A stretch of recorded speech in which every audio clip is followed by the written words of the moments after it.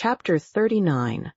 Could Sir Thomas have seen all his niece's feelings when she wrote her first letter to her aunt, he would not have despaired, for though a good night's rest, a pleasant morning, the hope of soon seeing William again, and the comparatively quiet state of the house, from Tom and Charles being gone to school, Sam on some project of his own, and her father on his usual lounges, enabled her to express herself cheerfully on the subject of home, there were still, to her own perfect consciousness, many drawbacks suppressed. Could he have seen only half that she felt before the end of a week, he would have thought Mr. Crawford sure of her and been delighted with his own sagacity. Before the week ended, it was all disappointment. In the first place, William was gone. The Thrush had had her orders, the wind had changed, and he was sailed within 4 days from their reaching Portsmouth. And during those days she had seen him only twice, in a short and hurried way, when he had come ashore on duty. There had been no free conversation, no walk on the ramparts, no visit to the dockyard, no acquaintance with the Thrush, nothing of all that they had planned and depended on. Everything in that quarter failed her, except William's affection.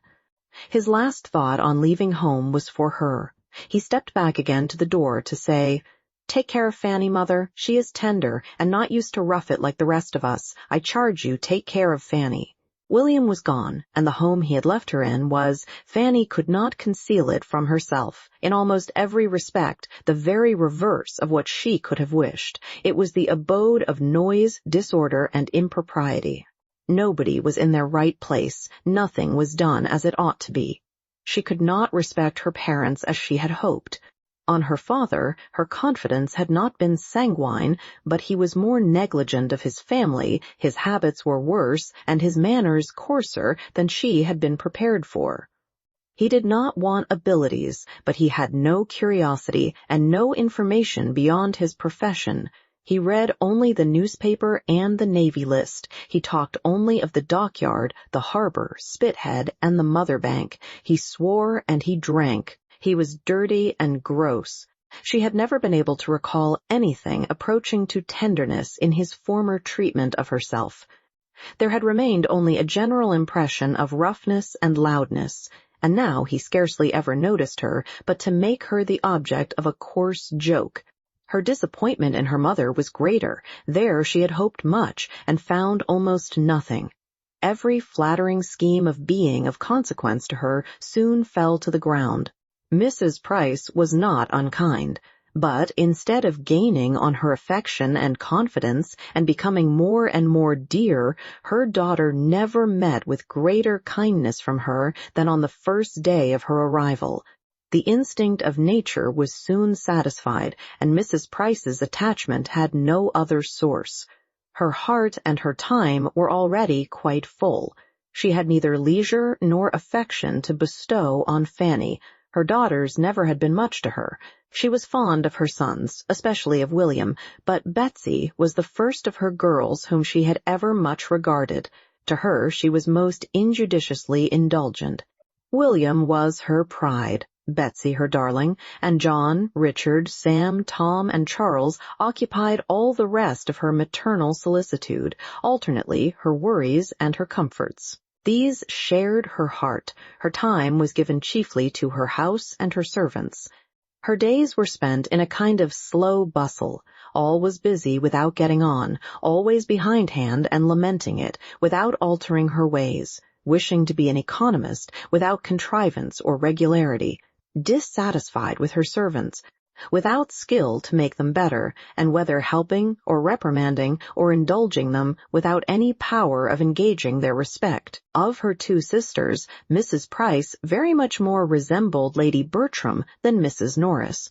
She was a manager by necessity, without any of Mrs. Norris's inclination for it or any of her activity. Her disposition was naturally easy and indolent, like Lady Bertram's, and a situation of similar affluence and do-nothingness would have been much more suited to her capacity than the exertions and self-denials of the one which her imprudent marriage had placed her in. She might have made just as good a woman of consequence as Lady Bertram, but Mrs. Norris would have been a more respectable mother of 9 children on a small income. Much of all this Fanny could not but be sensible of. She might scruple to make use of the words, but she must and did feel that her mother was a partial, ill-judging parent, a dawdle, a slattern who neither taught nor restrained her children, whose house was the scene of mismanagement and discomfort from beginning to end, and who had no talent, no conversation, no affection towards herself, no curiosity to know her better, no desire of her friendship, and no inclination for her company that could lessen her sense of such feelings. Fanny was very anxious to be useful, and not to appear above her home, or in any way disqualified or disinclined by her foreign education, from contributing her help to its comforts, and therefore set about working for Sam immediately. And by working early and late, with perseverance and great dispatch, did so much that the boy was shipped off at last with more than half his linen ready. She had great pleasure in feeling her usefulness, but could not conceive how they would have managed without her. Sam, loud and overbearing as he was, she rather regretted when he went, for he was clever and intelligent, and glad to be employed in any errand in the town. And though spurning the remonstrances of Susan, given as they were, though very reasonable in themselves, with ill-timed and powerless warmth, was beginning to be influenced by Fanny's services and gentle persuasions, and she found that the best of the 3 younger ones was gone in him. Tom and Charles, being at least as many years as they were his juniors, distant from that age of feeling and reason, which might suggest the expediency of making friends, and of endeavoring to be less disagreeable. Their sister soon despaired of making the smallest impression on them. They were quite untamable by any means of address which she had spirits or time to attempt. Every afternoon brought a return of their riotous games all over the house, and she very early learned to sigh at the approach of Saturday's constant half-holiday. Betsy, too, a spoiled child, trained up to think the alphabet her greatest enemy, left to be with the servants at her pleasure, and then encouraged to report any evil of them, she was almost as ready to despair of being able to love or assist. And of Susan's temper she had many doubts. Her continual disagreements with her mother, her rash squabbles with Tom and Charles, and petulance with Betsy were at least so distressing to Fanny that, though admitting they were by no means without provocation, she feared the disposition that could push them to such length must be far from amiable and from affording any repose to herself. Such was the home which was to put Mansfield out of her head and teach her to think of her cousin Edmund with moderated feelings. On the contrary, she could think of nothing but Mansfield, its beloved inmates, its happy ways. Everything where she now was in full contrast to it. The elegance, propriety, regularity, harmony, and perhaps, above all, the peace and tranquillity of Mansfield were brought to her remembrance every hour of the day by the prevalence of everything opposite to them here. The living in incessant noise was, to a frame and temper delicate and nervous like Fanny's, an evil which no superadded elegance or harmony could have entirely atoned for. It was the greatest misery of all. At Mansfield, no sounds of contention, no raised voice, no abrupt bursts, no tread of violence was ever heard. All proceeded in a regular course of cheerful orderliness. Everybody had their due importance. Everybody's feelings were consulted. If tenderness could be ever supposed wanting, good sense and good breeding supplied its place. And as to the little irritations sometimes introduced by Aunt Norris, they were short, they were trifling, they were as a drop of water to the ocean, compared with the ceaseless tumult of her present abode. Here everybody was noisy, every voice was loud, excepting, perhaps, her mother's, which resembled the soft monotony of Lady Bertram's, only worn into fretfulness. Whatever was wanted was hallooed for, and the servants hallooed out their excuses from the kitchen. The doors were in constant banging, the stairs were never at rest, nothing was done without a clatter, nobody sat still, and nobody could command attention when they spoke. In a review of the two houses, as they appeared to her before the end of a week, Fanny was tempted to apply to them Dr. Johnson's celebrated judgment as to matrimony and celibacy, and say that though Mansfield Park might have some pains, Portsmouth could have no pleasures. Chapter 40. Fanny was right enough in not expecting to hear from Miss Crawford now at the rapid rate in which their correspondence had begun. Mary's next letter was after a decidedly longer interval than the last, but she was not right in supposing that such an interval would be felt a great relief to herself. Here was another strange revolution of mind. She was really glad to receive the letter when it did come. In her present exile from good society and distance from everything that had been wont to interest her, a letter from one belonging to the set where her heart lived, written with affection and some degree of elegance, was thoroughly acceptable. The usual plea of increasing engagements was made in excuse for not having written to her earlier. "And now that I have begun," she continued, "my letter will not be worth your reading, for there will be no little offering of love at the end. No, 3 or 4 lines passionese from the most devoted H.C. in the world, for Henry is in Norfolk. Business called him to Everingham 10 days ago, or perhaps he only pretended the call for the sake of being traveling at the same time that you were. But there he is, and, by the by, his absence may sufficiently account for any remissness of his sisters in writing, for there has been no, 'Well, Mary, when do you write to Fanny? Is not it time for you to write to Fanny?' to spur me on. At last, after various attempts at meeting, I have seen your cousins, dear Julia and dearest Mrs. Rushworth. They found me at home yesterday, and we were glad to see each other again. We seemed very glad to see each other, and I do really think we were a little. We had a vast deal to say. Shall I tell you how Mrs. Rushworth looked when your name was mentioned? I did not use to think her wanting in self-possession, but she had not quite enough for the demands of yesterday. Upon the whole, Julia was in the best looks of the two, at least after you were spoken of. There was no recovering the complexion from the moment that I spoke of Fanny, and spoke of her as a sister should. But Mrs. Rushworth's day of good looks will come. We have cards for her first party on the 28th. Then she will be in beauty, for she will open one of the best houses in Wimpole Street. I was in it 2 years ago, when it was Lady Lascelles, and prefer it to almost any I know in London, and certainly she will then feel, to use a vulgar phrase, that she has got her pennyworth for her penny. Henry could not have afforded her such a house. I hope she will recollect it, and be satisfied, as well as she may, with moving the queen of a palace, though the king may appear best in the background. And as I have no desire to tease her, I shall never force your name upon her again. She will grow sober by degrees. From all that I hear and guess, Baron Wildenheim's attentions to Julia continue, but I do not know that he has any serious encouragement. She ought to do better. A poor honorable is no catch, and I cannot imagine any liking in the case, for take away his rants, and the poor Baron has nothing. What a difference a vowel makes, if his rents were but equal to his rants. Your cousin Edmund moves slowly, detained, perchance, by parish duties. There may be some old woman at Thornton Lacey to be converted. I am unwilling to fancy myself neglected for a young one. Adieu.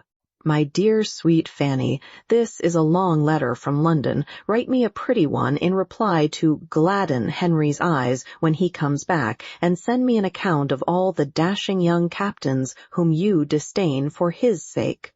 There was great food for meditation in this letter, and chiefly for unpleasant meditation. And yet, with all the uneasiness it supplied, it connected her with the absent. It told her of people and things about whom she had never felt so much curiosity as now, and she would have been glad to have been sure of such a letter every week. Her correspondence with her Aunt Bertram was her only concern of higher interest. As for any society in Portsmouth that could at all make amends for deficiencies at home, there were none within the circle of her father's and mother's acquaintance to afford her the smallest satisfaction. She saw nobody in whose favor she could wish to overcome her own shyness and reserve. The men appeared to her all coarse, the women all pert, everybody underbred, and she gave as little contentment as she received from introductions either to old or new acquaintance. The young ladies who approached her at first with some respect, in consideration of her coming from a baronet's family, were soon offended by what they termed airs, for, as she neither played on the pianoforte nor wore fine pelisses, they could, on farther observation, admit no right of superiority. The first solid consolation which Fanny received for the evils of home, the first which her judgment could entirely approve and which gave any promise of durability, was in a better knowledge of Susan and a hope of being of service to her. Susan had always behaved pleasantly to herself, but the determined character of her general manners had astonished and alarmed her, and it was at least a fortnight before she began to understand a disposition so totally different from her own. Susan saw that much was wrong at home and wanted to set it right. That a girl of 14, acting only on her own unassisted reason, should err in the method of reform was not wonderful, and Fanny soon became more disposed to admire the natural light of the mind which could so early distinguish justly, than to censure severely the faults of conduct to which it led. Susan was only acting on the same truths, and pursuing the same system which her own judgment acknowledged, but which her more supine and yielding temper would have shrunk from asserting.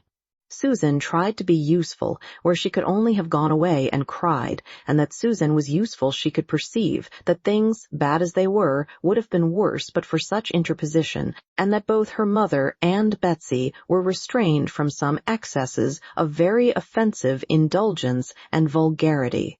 In every argument with her mother, Susan had in point of reason the advantage, and never was there any maternal tenderness to buy her off. The blind fondness which was forever producing evil around her she had never known.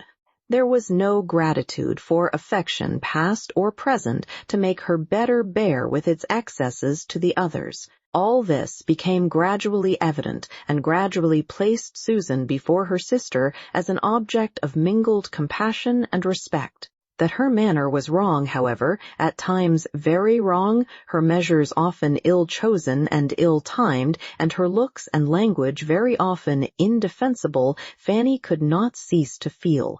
But she began to hope they might be rectified. Susan, she found, looked up to her and wished for her good opinion, and knew as anything like an office of authority was to Fanny, knew as it was to imagine herself capable of guiding or informing anyone. She did resolve to give occasional hints to Susan, and endeavor to exercise for her advantage the juster notions of what was due to everybody, and what would be wisest for herself, which her own more favored education had fixed in her. Her influence, or at least the consciousness and use of it, originated in an act of kindness by Susan, which, after many hesitations of delicacy, she at last worked herself up to. It had very early occurred to her that a small sum of money might, perhaps, restore peace forever on the sore subject of the silver knife, canvassed as it now was continually, and the riches which she was in possession of herself, her uncle having given her £10 at parting, made her as able as she was willing to be generous. But she was so wholly unused to confer favors, except on the very poor, so unpracticed in removing evils, or bestowing kindnesses among her equals, and so fearful of appearing to elevate herself as a great lady at home, that it took some time to determine that it would not be unbecoming in her to make such a present. It was made, however, at last. A silver knife was bought for Betsy and accepted with great delight, its newness giving it every advantage over the other that could be desired. Susan was established in the full possession of her own, Betsy handsomely declaring that now she had got one so much prettier herself, she should never want that again, and no reproach seemed conveyed to the equally satisfied mother, which Fanny had almost feared to be impossible. The deed thoroughly answered. A source of domestic altercation was entirely done away, and it was the means of opening Susan's heart to her and giving her something more to love and be interested in.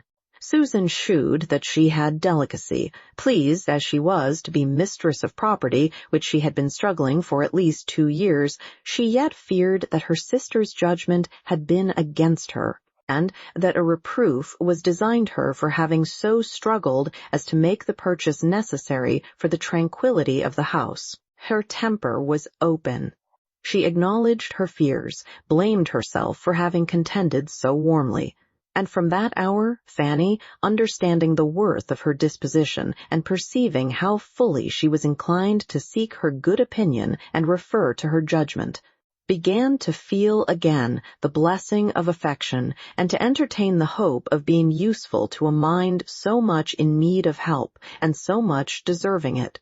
She gave advice, too, sound to be resisted by a good understanding, and given so mildly and considerately as not to irritate an imperfect temper, and she had the happiness of observing its good effects not unfrequently. More was not expected by one who, while seeing all the obligation and expediency of submission and forbearance, saw also with sympathetic acuteness of feeling all that must be hourly grating to a girl like Susan. Her greatest wonder on the subject soon became, not that Susan should have been provoked into disrespect and impatience against her better knowledge, but that so much better knowledge, so many good notions should have been hers at all, and that, brought up in the midst of negligence and error, she should have formed such proper opinions of what ought to be, she, who had had no cousin Edmund to direct her thoughts or fix her principles. The intimacy thus begun between them was a material advantage to each. By sitting together upstairs, they avoided a great deal of the disturbance of the house. Fanny had peace, and Susan learned to think it no misfortune to be quietly employed. They sat without a fire, but that was a privation familiar even to Fanny, and she suffered the less because reminded by it of the east room. It was the only point of resemblance. In space, light, furniture, and prospect, there was nothing alike in the two apartments, and she often heaved a sigh at the remembrance of all her books and boxes and various comforts there. By degrees, the girls came to spend the chief of the morning upstairs, at first only in working and talking, but after a few days, the remembrance of the said books grew so potent and stimulative that Fanny found it impossible not to try for books again. There were none in her father's house, but wealth is luxurious and daring, and some of hers found its way to a circulating library. She became a subscriber, amazed at being anything in propria persona, amazed at her own doings in every way, to be a renter, a chooser of books, and to be having anyone's improvement in view in her choice. But so it was. Susan had read nothing, and Fanny longed to give her a share in her own first pleasures, and inspire a taste for the biography and poetry which she delighted in herself.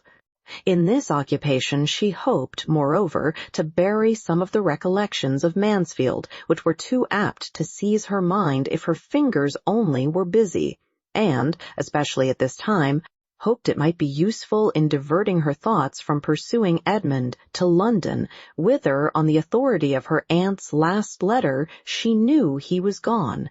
She had no doubt of what would ensue. The promised notification was hanging over her head.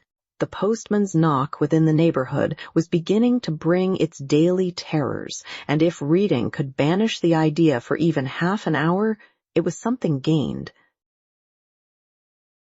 Chapter 41. A week was gone since Edmund might be supposed in town, and Fanny had heard nothing of him.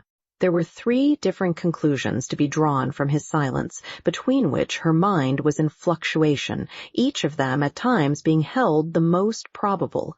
Either his going had been again delayed, or he had yet procured no opportunity of seeing Miss Crawford alone, or he was too happy for letter-writing. One morning about this time, Fanny, having now been nearly 4 weeks from Mansfield, a point which she never failed to think over and calculate every day as she and Susan were preparing to remove, as usual, upstairs, they were stopped by the knock of a visitor, whom they felt they could not avoid, from Rebecca's alertness in going to the door, a duty which always interested her beyond any other. It was a gentleman's voice. It was a voice that Fanny was just turning pale about when Mr. Crawford walked into the room. Good sense, like hers, will always act when really called upon, and she found that she had been able to name him to her mother and recall her remembrance of the name as that of William's friend. Though she could not previously have believed herself capable of uttering a syllable at such a moment, the consciousness of his being known there only as William's friend was some support. Having introduced him, however, and being all reseated, the terrors that occurred of what this visit might lead to were overpowering, and she fancied herself on the point of fainting away. While trying to keep herself alive, their visitor, who had at first approached her with as animated a countenance as ever, was wisely and kindly keeping his eyes away and giving her time to recover, while he devoted himself entirely to her mother, addressing her and attending to her with the utmost politeness and propriety, at the same time with a degree of friendliness, of interest at least, which was making his manner perfect. Mrs. Price's manners were also at their best, warmed by the sight of such a friend to her son, and regulated by the wish of appearing to advantage before him. She was overflowing with gratitude, artless maternal gratitude, which could not be unpleasing. Mr. Price was out, which she regretted very much. Fanny was just recovered enough to feel that she could not regret it, for to her many other sources of uneasiness was added the severe one of shame for the home in which he found her. She might scold herself for the weakness, but there was no scolding it away. She was ashamed, and she would have been yet more ashamed of her father than of all the rest. They talked of William, a subject on which Mrs. Price could never tire, and Mr. Crawford was as warm in his commendation as even her heart could wish. She felt that she had never seen so agreeable a man in her life, and was only astonished to find that, so great and so agreeable as he was, he should be come down to Portsmouth neither on a visit to the Port Admiral nor the Commissioner, nor yet with the intention of going over to the island, nor of seeing the dockyard. Nothing of all that she had been used to think of as the proof of importance, or the employment of wealth, had brought him to Portsmouth. He had reached it late the night before, was come for a day or two, was staying at the Crown, had accidentally met with a Navy officer or two of his acquaintance since his arrival, but had no object of that kind in coming. By the time he had given all this information, it was not unreasonable to suppose that Fanny might be looked at and spoken to, and she was tolerably able to bear his eye, and hear that he had spent half an hour with his sister the evening before his leaving London, that she had sent her best and kindest love, but had had no time for writing, that he thought himself lucky in seeing Mary for even half an hour, having spent scarcely 24 hours in London after his return from Norfolk before he set off again, that her cousin Edmund was in town, had been in town, he understood, a few days, that he had not seen him himself, but that he was, had left them all well at Mansfield, and was to dine, as yesterday, with the Frasers.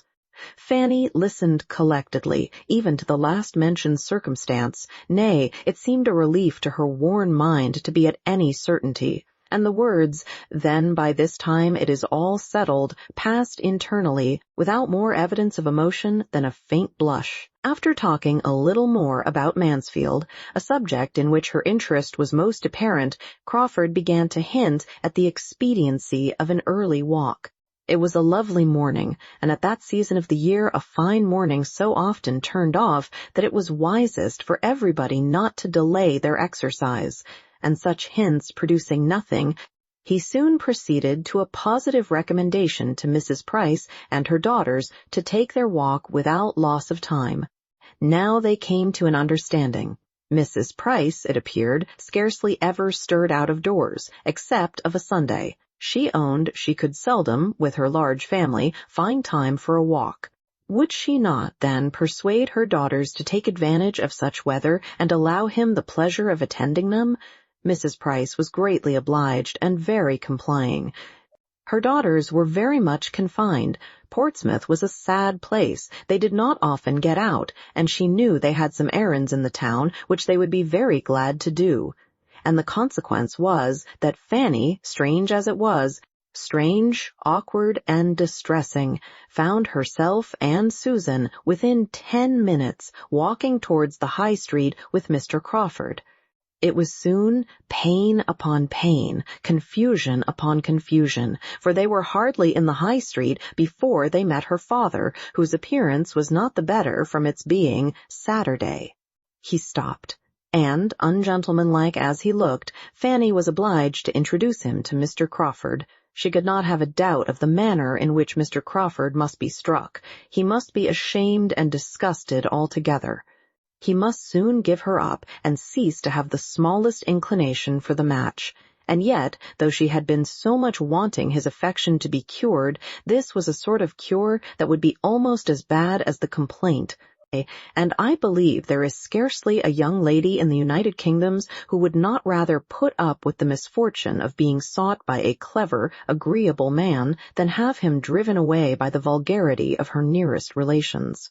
Mr. Crawford probably could not regard his future father-in-law with any idea of taking him for a model in dress, but, as Fanny instantly, and to her great relief, discerned, her father was a very different man, a very different Mr. Price in his behavior to this most highly respected stranger from what he was in his own family at home.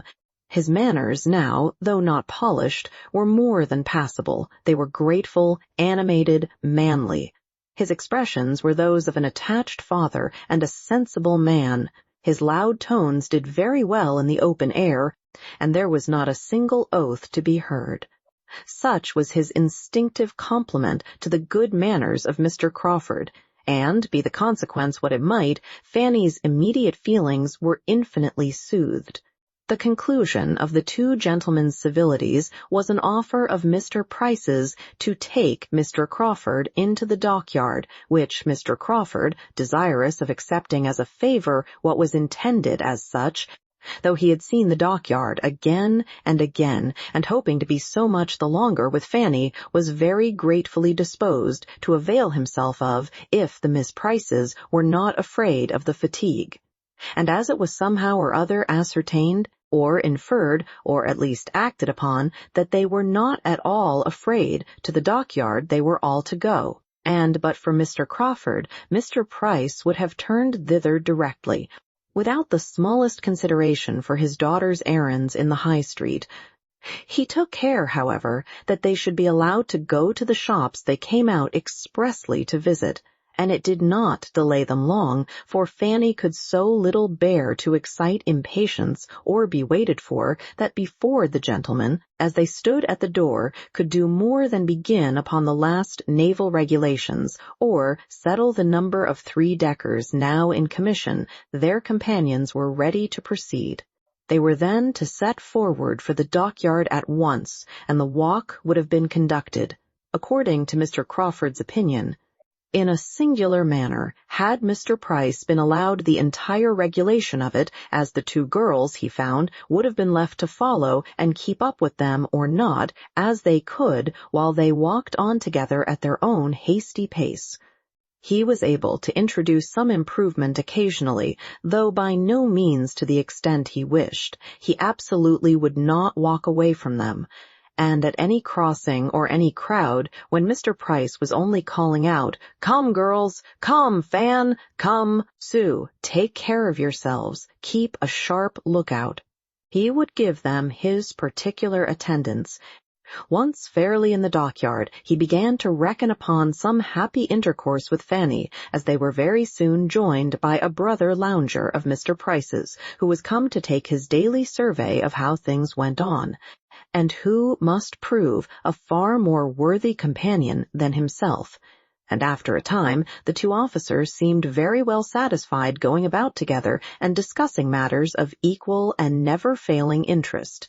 while the young people sat down upon some timbers in the yard or found a seat on board a vessel in the stocks, which they all went to look at. Fanny was most conveniently in want of rest. Crawford could not have wished her more fatigued or more ready to sit down, but he could have wished her sister away. A quick-looking girl of Susan's age was the very worst third in the world, totally different from Lady Bertram, all eyes and ears, and there was no introducing the main point before her. He must content himself with being only generally agreeable and letting Susan have her share of entertainment, with the indulgence, now and then, of a look or hint for the better informed and conscious Fanny. Norfolk was what he had mostly to talk of. There he had been some time, and everything there was rising in importance from his present schemes. Such a man could come from no place, no society, without importing something to amuse. His journeys and his acquaintance were all of use, and Susan was entertained in a way quite new to her.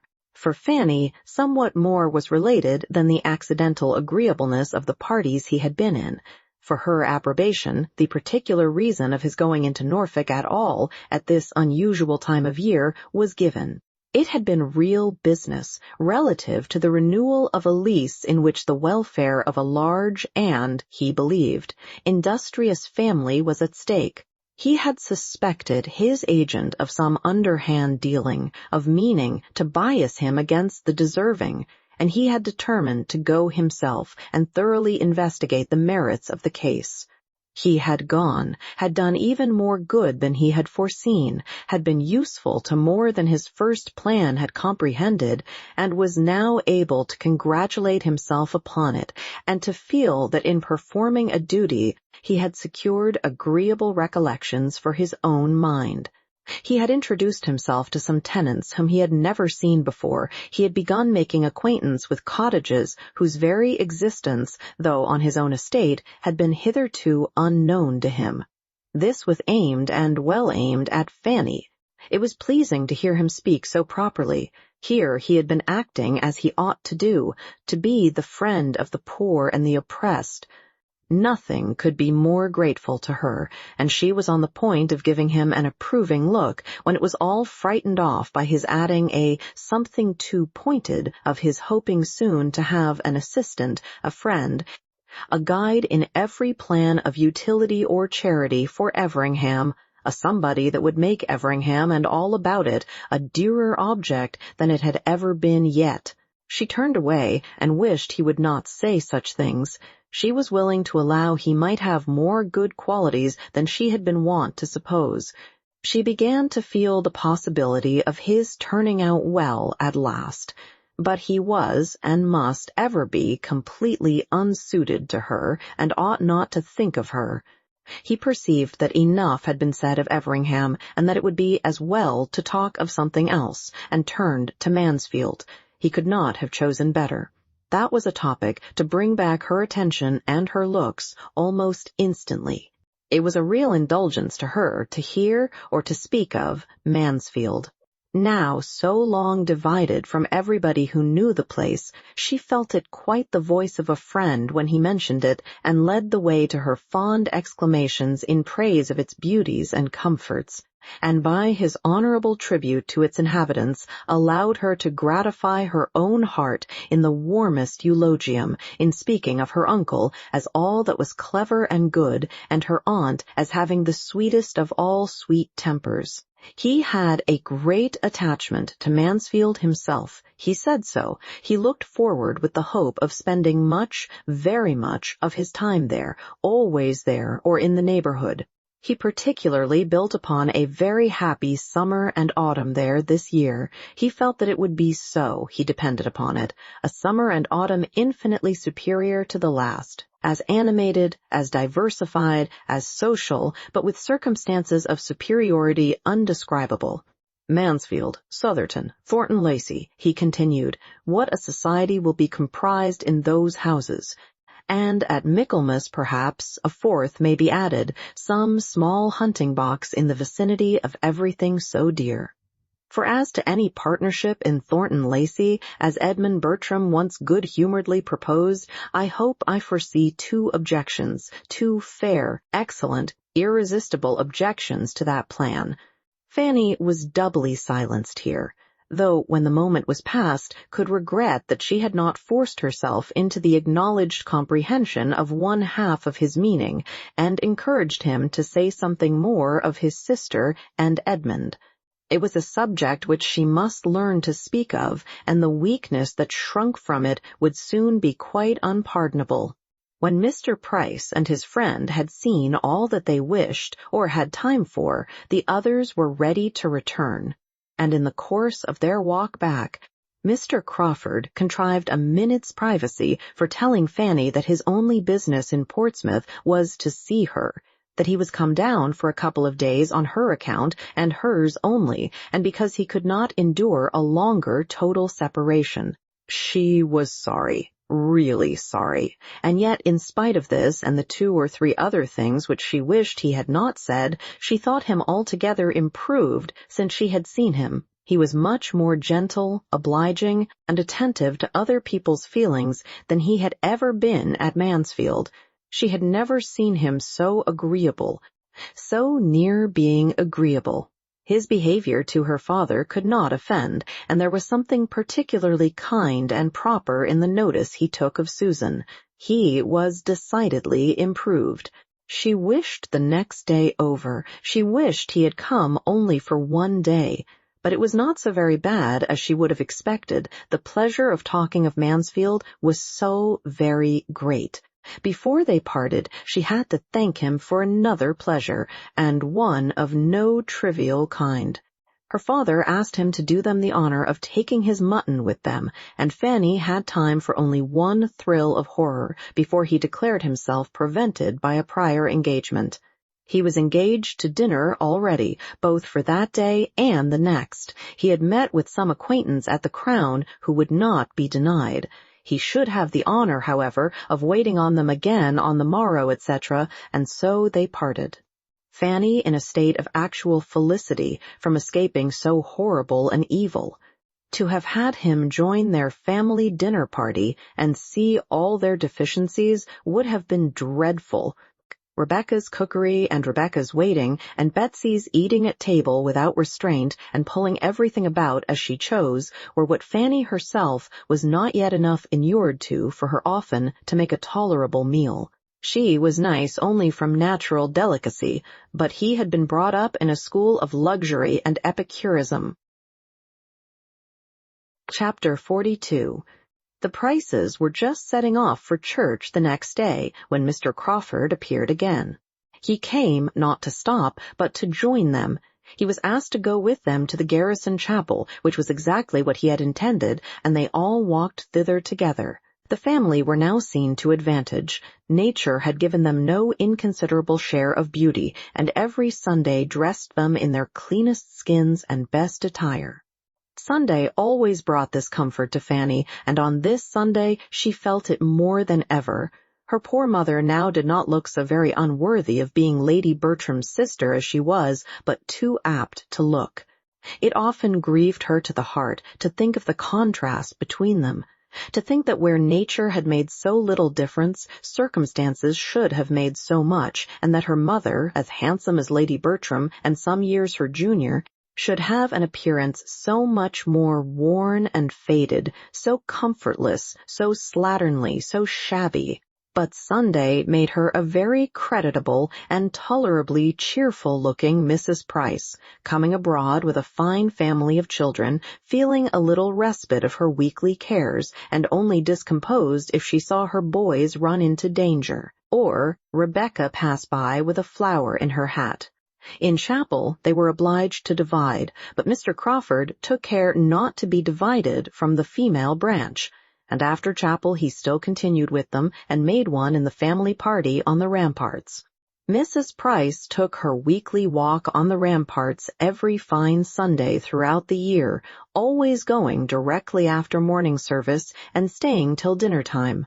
It was her public place, There she met her acquaintance, heard a little news, talked over the badness of the Portsmouth servants, and wound up her spirits for the 6 days ensuing. Thither they now went. Mr. Crawford most happy to consider the Miss Prices as his peculiar charge, and before they had been there long, somehow or other, there was no saying how, Fanny could not have believed it, but he was walking between them with an arm of each under his, and she did not know how to prevent or put an end to it. It made her uncomfortable for a time, but yet there were enjoyments in the day and in the view which would be felt. The day was uncommonly lovely. It was really March, but it was April, and its mild air, brisk soft wind, and bright sun, occasionally clouded for a minute, and everything looked so beautiful under the influence of such a sky. The effects of the shadows pursuing each other on the ships at Spithead and the island beyond, with the ever-varying hues of the sea, now at high water, dancing in its glee and dashing against the ramparts with so fine a sound, produced altogether such a combination of charms for Fanny as made her gradually almost careless of the circumstances under which she felt them. Nay, had she been without his arm, she would soon have known that she needed it, for she wanted strength for a 2-hours saunter of this kind, coming, as it generally did, upon a week's previous inactivity. Fanny was beginning to feel the effect of being debarred from her usual regular exercise. She had lost ground as to health since her being in Portsmouth, and, but for Mr. Crawford and the beauty of the weather, would soon have been knocked up now. The loveliness of the day and of the view, he felt like herself. They often stopped with the same sentiment and taste, leaning against the wall, some minutes, to look and admire, and considering he was not Edmund, Fanny could not but allow that he was sufficiently open to the charms of nature, and very well able to express his admiration. She had a few tender reveries now and then, which he could sometimes take advantage of to look in her face without detection, and the result of these looks was that though as bewitching as ever, her face was less blooming than it ought to be. She said she was very well, and did not like to be supposed otherwise. But take it all in all, he was convinced that her present residence could not be comfortable, and therefore could not be salutary for her, and he was growing anxious for her being again at Mansfield, where her own happiness and his in seeing her must be so much greater. "You have been here a month, I think," said he. "No, not quite a month. It is only 4 weeks tomorrow since I left Mansfield. You are a most accurate and honest reckoner. I should call that a month. I did not arrive here till Tuesday evening, and it is to be a 2 months' visit, is not? Yes, my uncle talked of 2 months. I suppose it will not be less. And how are you to be conveyed back again? Who comes for you? I do not know. I have heard nothing about it yet from my aunt. Perhaps I may be to stay longer. It may not be convenient for me to be fetched exactly at the 2 months' end." After a moment's reflection, Mr. Crawford replied, "I know Mansfield. I know its way. I know its faults towards you. I know the danger of your being so far forgotten as to have your comforts give way to the imaginary convenience of any single being in the family. I am aware that you may be left here week after week if Sir Thomas cannot settle everything for coming himself or sending your aunt's maid for you, without involving the slightest alteration of the arrangements which he may have laid down for the next quarter of a year. This will not do. 2 months is an ample allowance. I should think 6 weeks quite enough. I am considering your sister's health," said he, addressing himself to Susan, "which I think the confinement of Portsmouth unfavorable to. She requires constant air and exercise. When you know her as well as I do, I am sure you will agree that she does, and that she ought never to be long banished from the free air and liberty of the country.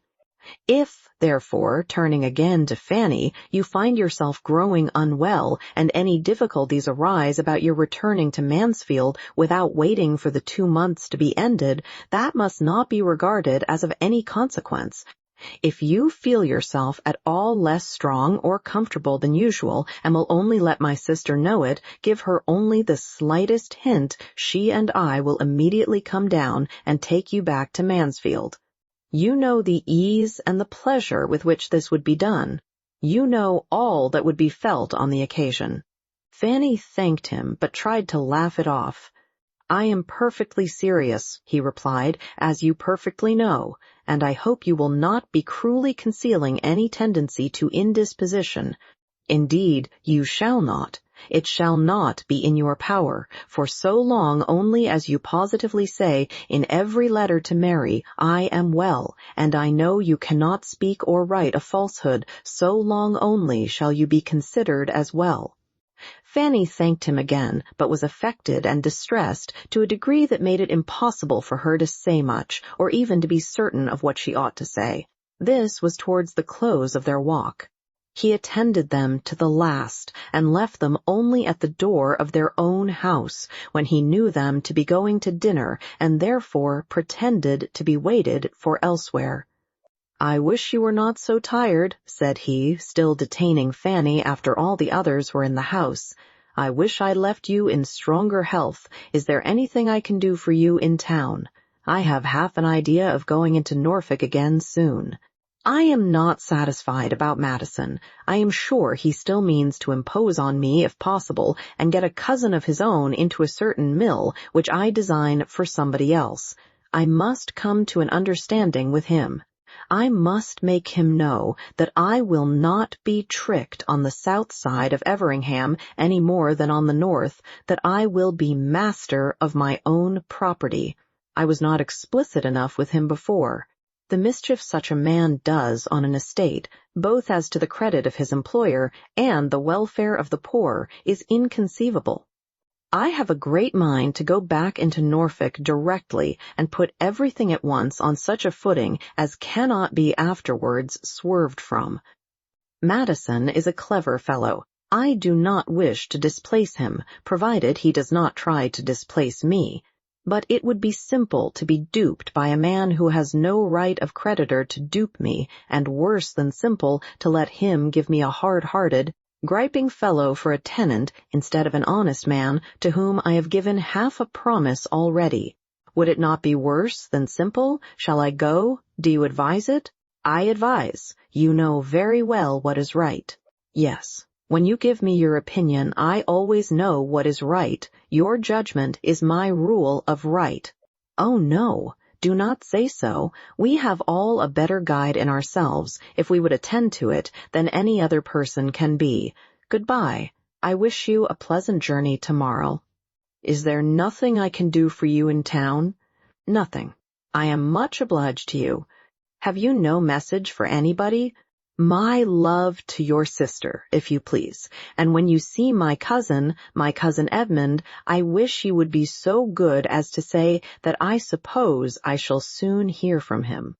Certainly, and if he is lazy or negligent, I will write his excuses myself. He could say no more, for Fanny would be no longer detained. He pressed her hand, looked at her, and was gone. He went to while away the next 3 hours as he could with his other acquaintance, till the best dinner that a capital inn afforded was ready for their enjoyment, and she turned in to her more simple one immediately. Their general fare bore a very different character, and could he have suspected how many privations, besides that of exercise, she endured in her father's house, he would have wondered that her looks were not much more affected than he found them. She was so little equal to Rebecca's puddings and Rebecca's hashes, brought to table as they all were, with such accompaniments of half-cleaned plates and not half-cleaned knives and forks, that she was very often constrained to defer her heartiest meal till she could send her brothers in the evening for biscuits and buns. After being nursed up at Mansfield, it was too late in the day to be hardened at Portsmouth. And though Sir Thomas, had he known all, might have thought his niece in the most promising way of being starved, both mind and body, into a much juster value for Mr. Crawford's good company and good fortune, he would probably have feared to push his experiment farther, lest she might die under the cure. Fanny was out of spirits all the rest of the day. Though tolerably secure of not seeing Mr. Crawford again, she could not help being low. It was parting with somebody of the nature of a friend, and though, in one light, glad to have him gone, it seemed as if she was now deserted by everybody. It was a sort of renewed separation from Mansfield, and she could not think of his returning to town and being frequently with Mary and Edmund without feelings so near akin to envy as made her hate herself for having them. Her dejection had no abatement from anything passing around her. A friend or two of her father's, as always happened if he was not with them, spent the long evening there, and from 6 o'clock till 9:30 there was little intermission of noise or grog. She was very low. The wonderful improvement which she still fancied in Mr. Crawford was the nearest to administering comfort of anything within the current of her thoughts. Not considering in how different a circle she had been, just seeing him, nor how much might be owing to contrast, she was quite persuaded of his being astonishingly more gentle and regardful of others than formerly. And, if in little things, must it not be so in great? So anxious for her health and comfort, so very feeling as he now expressed himself, and really seemed, might not it be fairly supposed that he would not much longer persevere in a suit so distressing to her? Chapter 43. It was presumed that Mr. Crawford was traveling back to London on the morrow, for nothing more was seen of him at Mr. Price's, and 2 days afterwards it was a fact ascertained to Fanny by the following letter from his sister, opened and read by her, on another account, with the most anxious curiosity.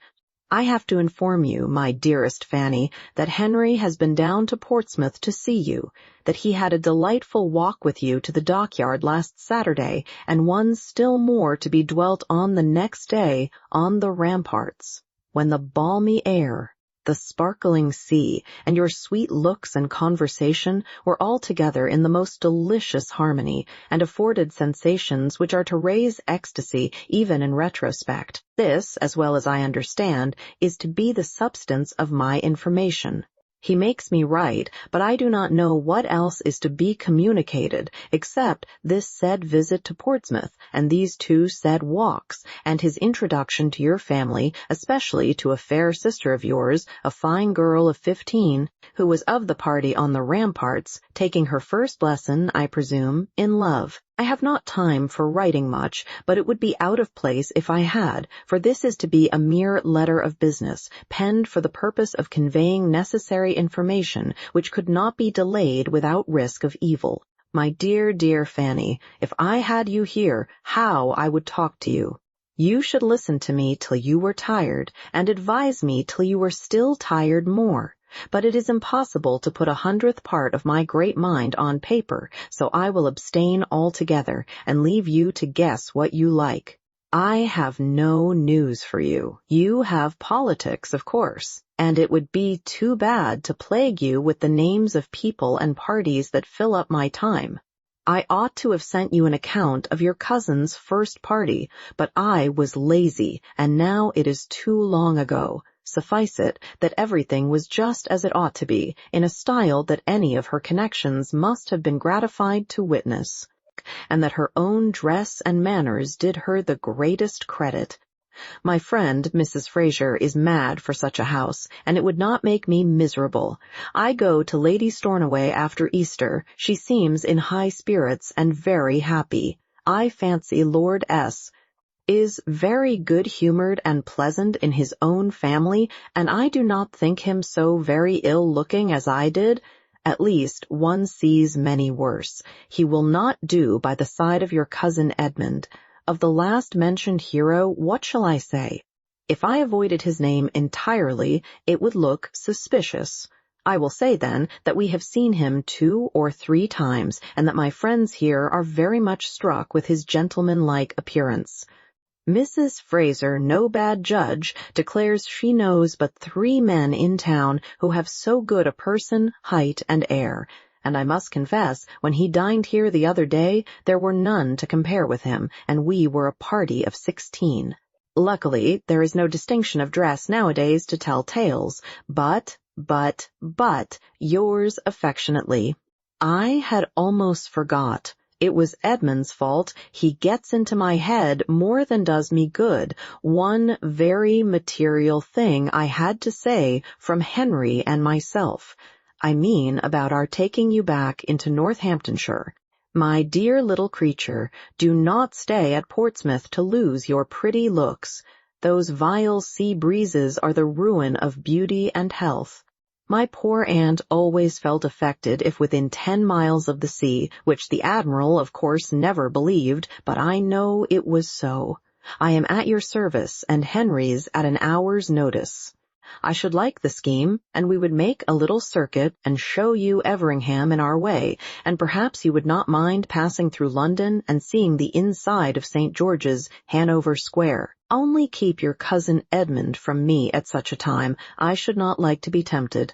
What a long letter, one word more. Henry, I find, has some idea of going into Norfolk again upon some business that you approve, but this cannot possibly be permitted before the middle of next week. That is, he cannot anyhow be spared till after the 14th, for we have a party that evening. The value of a man like Henry on such an occasion is what you can have no conception of, so you must take it upon my word to be inestimable. He will see the Rushworths, which I own I am not sorry for, having a little curiosity, and so I think has he, though he will not acknowledge it. This was a letter to be run through eagerly, to be read deliberately, to supply matter for much reflection, and to leave everything in greater suspense than ever. The only certainty to be drawn from it was that nothing decisive had yet taken place. Edmund had not yet spoken. How Miss Crawford really felt, how she meant to act, or might act without or against her meaning, whether his importance to her were quite what it had been before the last separation, whether, if lessened, it were likely to lessen more, or to recover itself, were subjects for endless conjecture, and to be thought of on that day and many days to come, without producing any conclusion. The idea that returned the oftenest was that Miss Crawford, after proving herself cooled and staggered by a return to London habits, would yet prove herself in the end too much attached to him to give him up. She would try to be more ambitious than her heart would allow. She would hesitate, she would tease, she would condition, she would require a great deal, but she would finally accept. This was Fanny's most frequent expectation, a house in town. That, she thought, must be impossible. Yet there was no saying what Miss Crawford might not ask. The prospect for her cousin grew worse and worse. The woman who could speak of him, and speak only of his appearance. What an unworthy attachment! To be deriving support from the commendations of Mrs. Fraser, she who had known him intimately half a year. Fanny was ashamed of her. Those parts of the letter which related only to Mr. Crawford and herself touched her, in comparison, slightly. Whether Mr. Crawford went into Norfolk before or after the 14th was certainly no concern of hers, though, everything considered, she thought he would go without delay. That Miss Crawford should endeavor to secure a meeting between him and Mrs. Rushworth was all in her worst line of conduct, and grossly unkind and ill-judged, but she hoped he would not be actuated by any such degrading curiosity. He acknowledged no such inducement, and his sister ought to have given him credit for better feelings than her own. She was yet more impatient for another letter from town after receiving this than she had been before, and for a few days was so unsettled by it altogether, by what had come and what might come, that her usual readings and conversation with Susan were much suspended. She could not command her attention as she wished.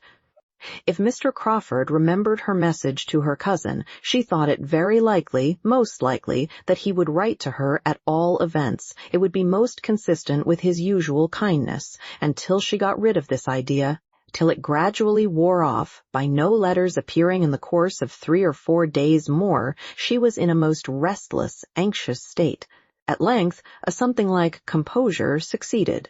Suspense must be submitted to and must not be allowed to wear her out and make her useless. Time did something, her own exertions, something more, and she resumed her attentions to Susan and again awakened the same interest in them.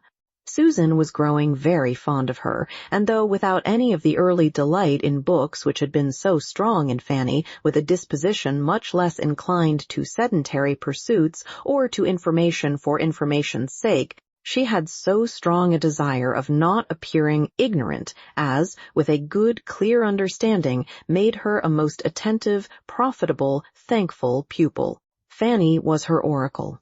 Fanny's explanations and remarks were a most important addition to every essay or every chapter of history.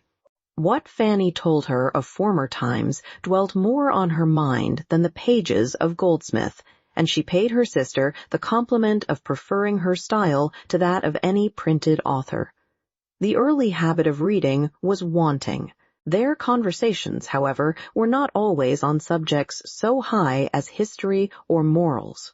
Others had their hour, and of lesser matters none returned so often or remained so long between them as Mansfield Park, a description of the people, the manners, the amusements, the ways of Mansfield Park. Susan, who had an innate taste for the genteel and well-appointed, was eager to hear, and Fanny could not but indulge herself in dwelling on so beloved a theme.